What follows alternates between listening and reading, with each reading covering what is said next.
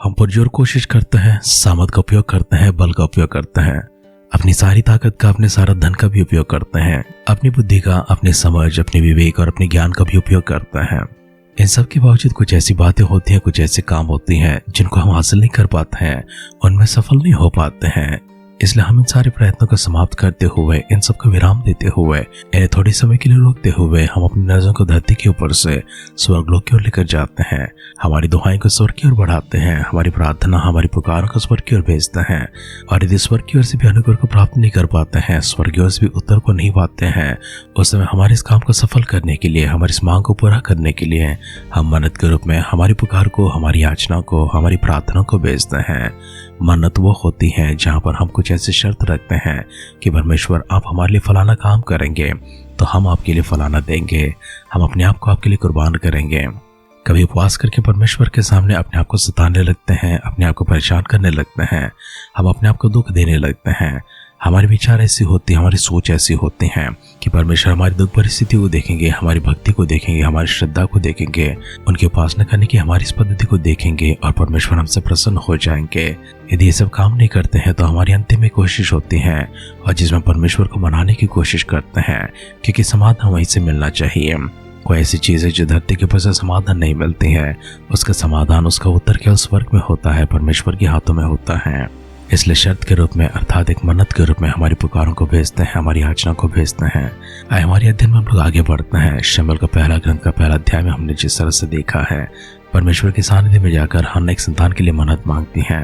याजक के लिए समझ नहीं पाया था कि हन्ना क्या कर रही है, क्या मांग रही है। उसने सोचा कि वह नशे में है, उसके होठ तो हिलते हैं परंतु उसके शब्द सुनाई नहीं पड़ते हैं। इसलिए याजक के लिए ने सोचा कि हन्ना नशा करके आई हैं और नशे में परमेश्वर के सामने कुछ ना कुछ कह रही हैं। जब एली जाकर उससे कहता है तो कब तक नशे में रहेगी, हन्ना ने इसका जवाब देते हुए कहा कि मैं अपने दुख में, अपने विचार में और चिढ़ाए जाने के कारण से, रुलाए जाने के कारण से परमेश्वर के सामने आकर अपनी पुकार को रख रही हूँ, अपनी मन्नत को रख रही हूँ। तब एली ने कहा, कुशल से चली जा, तेरा मुँह मांगा वर परमेश्वर तुझे प्रदान कर रहे हैं। हमारे ध्यान को आगे बढ़ाते हैं, लेकिन उससे पहले हम भी परमेश्वर के सामने जाते हैं। अगर इस संसार में कुछ ऐसी बातें हैं जो हमारे लिए संभव नहीं होते हैं, हमारे भुजबल से नहीं हो रहे हैं, हमारी ताकत से नहीं हो रहे हैं, हमारे ज्ञान से, समझ से नहीं हो रहे हैं, हमारे धन से नहीं हो रहे हैं, हो सकता है उपवास लेते हुए हमारे जीवन को सुधारने के लिए एक मौका परमेश्वर हमें देते हैं, जहाँ पर परमेश्वर की ओर हमें आकर्षित करने का एक समय है, एक संदर्भ है, हमारे अपने जीवन को बदलने का एक समय है।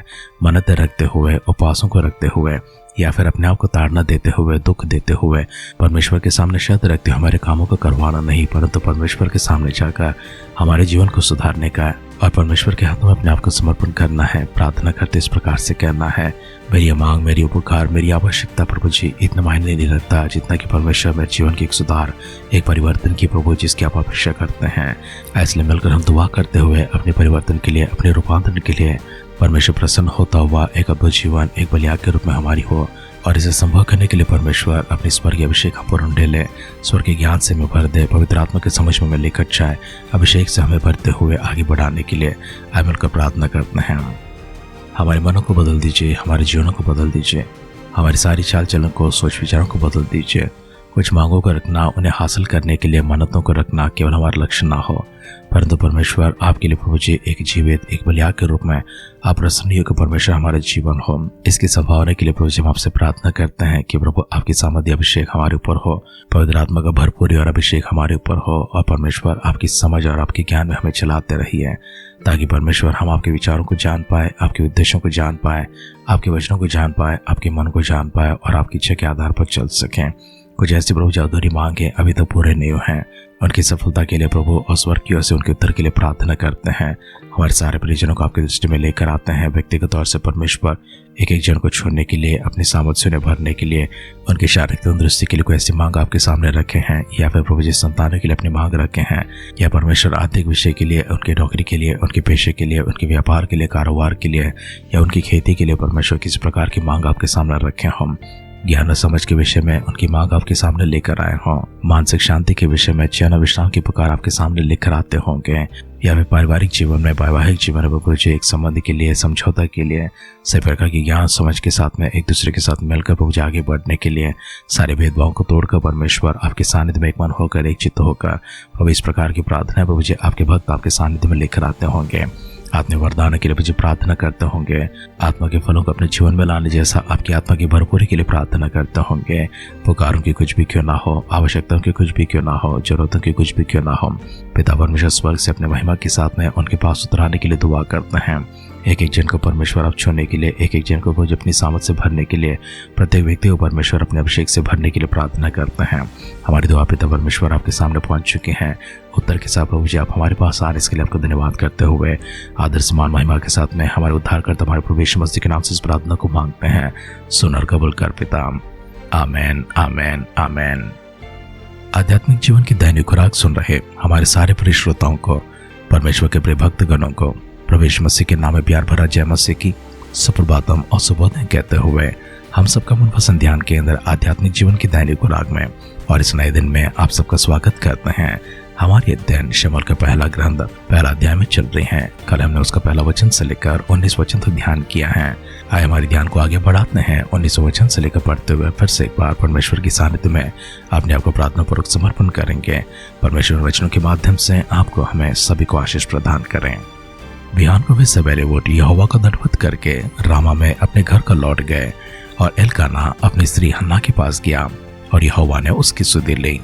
तब हन्ना गर्भवती हुई और समय पर उसका एक पुत्र हुआ और उसका नाम शमूएल रखा, क्योंकि वो कहने लगी मैंने यहोवा से मांगकर इसे पाया है। फिर एल्काना अपने पूरे घराने समेत यहोवा के सामने प्रतिवर्ष मेल बलि चढ़ाने और अपनी मन्नत पूरी करने के लिए गया। परंतु हन्ना अपने पति से यह कहकर घर में रह गई कि जब बालक का दूध छूट जाएगा तब मैं उसको ले जाऊंगी कि वह यहोवा को मुंह दिखाए और वहां सदा बना रहे। उसका पति एल्काना ने उससे कहा जो तुझे भला लगे वही कर, जब तक तू उसका दूध न छुड़ाए तब तक यहीं ठहरा रह, केवल इतना हो कि यहोवा अपने वचन पूरा करे। इसलिए वह स्त्री अपने घर पर रह गई और अपने पुत्र के दूध छूटने के समय तक उसको पिलाती रही।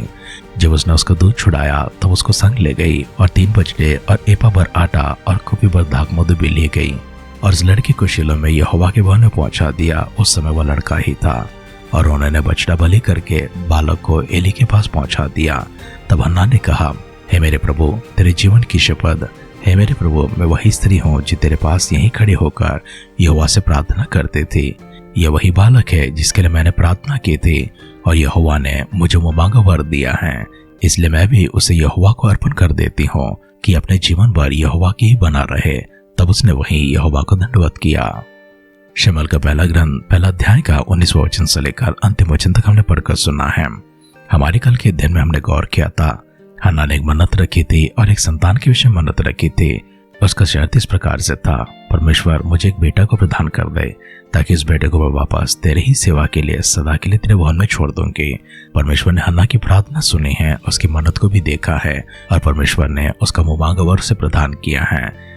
एल्काना अपने पूरे घराने समेत यहोवा के सामने प्रतिवर्ष की मेल बलि चढ़ाने और अपनी मन्नत पूरी करने के लिए गया, लेकिन उस समय हन्ना घर पर ही रह गई। वो यह कहकर घर पर रह गई कि जब बच्चा दूध पीना छोड़ दे तब मैं उसे मंदिर में ले आऊंगी ताकि वो जाकर यहोवा को मुंह दिखाए और वहां सदा बना रहे। एल्काना ने कहा जैसा तू चाहती है वैसे कर। हन्ना के सिवा एल्काना अपना सारा घराना को लेकर परमेश्वर के मंदिर में गया।